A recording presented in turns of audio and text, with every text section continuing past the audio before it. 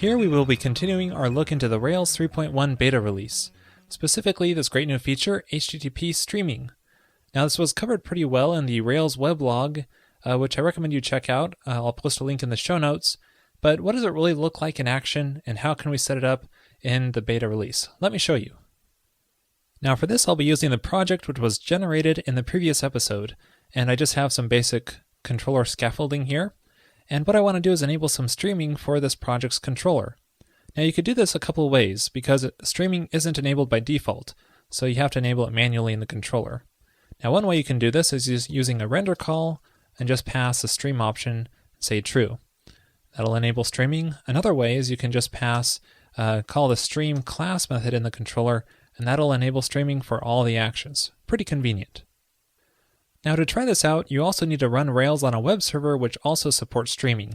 And the default web server in Rails 3 is WebRick, which doesn't support streaming, so we need to switch to something such as Unicorn, which does. If you check out the gem file, you can see that Unicorn is mentioned in here. You can just uncomment this, and then run the bundle command to install Unicorn.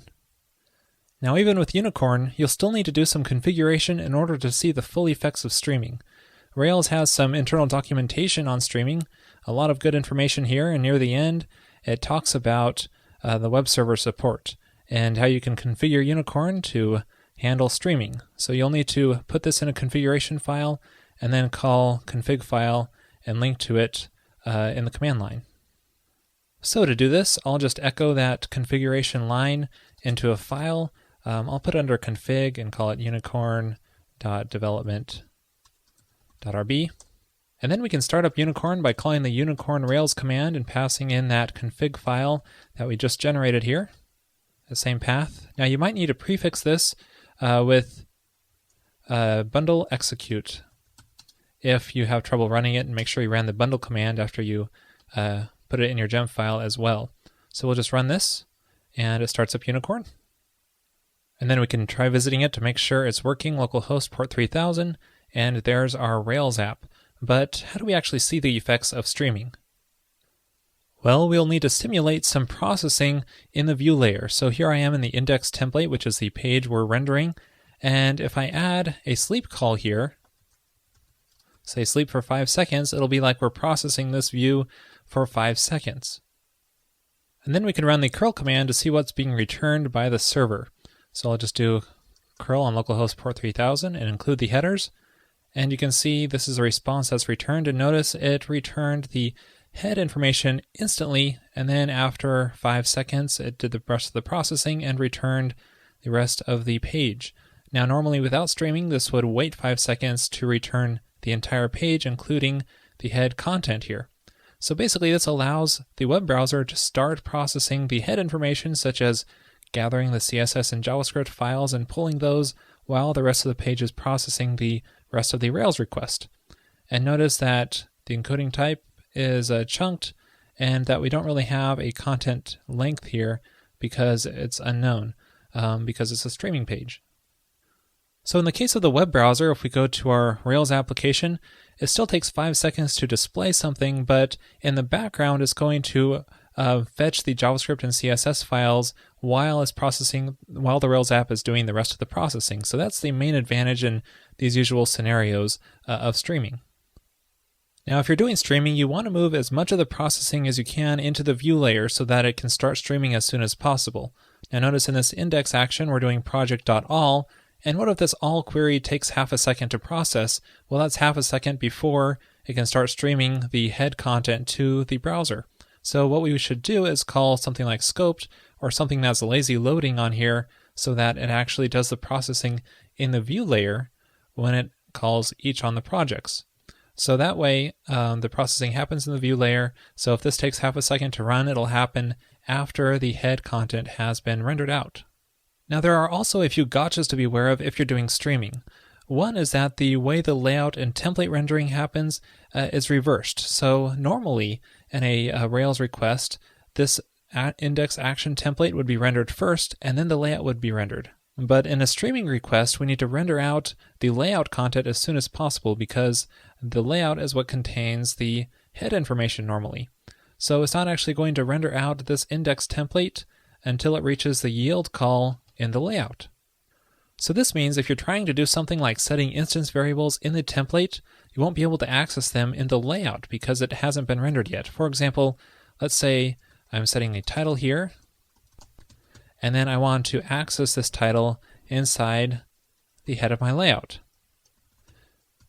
And then you can see if we try running our curl command again, that the title tag is empty because the layout is running before the template, so the instance variable never gets set. This isn't the case for non-streaming Rails requests because it renders the template first. Now you're probably thinking to yourself, what about content for? Isn't that normally what you're supposed to use to pass information to the layout?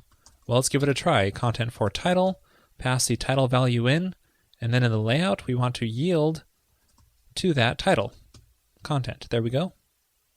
But now when we run our curl command again, you can see it's stopping at the opening head tag. It's not even getting to the title. So the content for call won't work for us here either.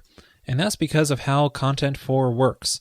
If you have multiple content for calls for the same item, what Rails will do is concatenate them all together. So it doesn't know that at the top here we're all done with the content for title and that there's no other content for title calls later on after the processing. So what Rails 3.1 provides is another method called provide, which behaves exactly like content for, except it stops right there and doesn't expect that item to have any other content. It's not going to concatenate other content provide calls together. And when we run the curl command, you can see it now works as expected. We get our title in there and our whole head content back immediately.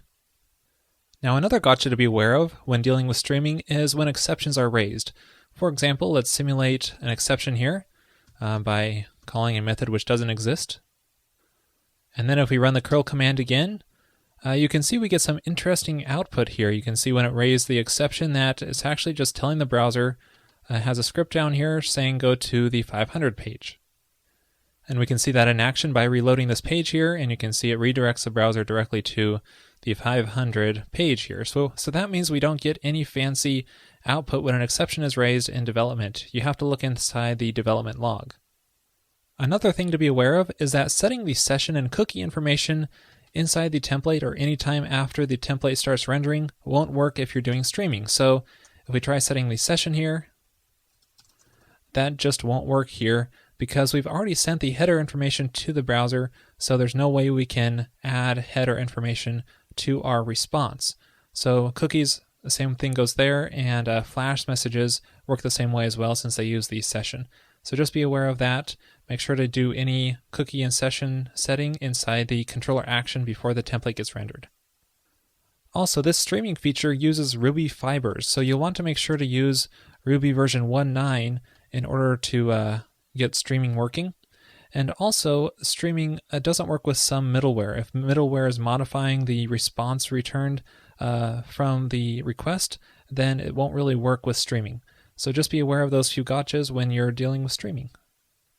So now you can probably understand why streaming is not enabled by default. There are a number of gotchas to be aware of if you're doing streaming, so I really only recommend doing it on key pages that you want to squeeze out as much performance as you can get.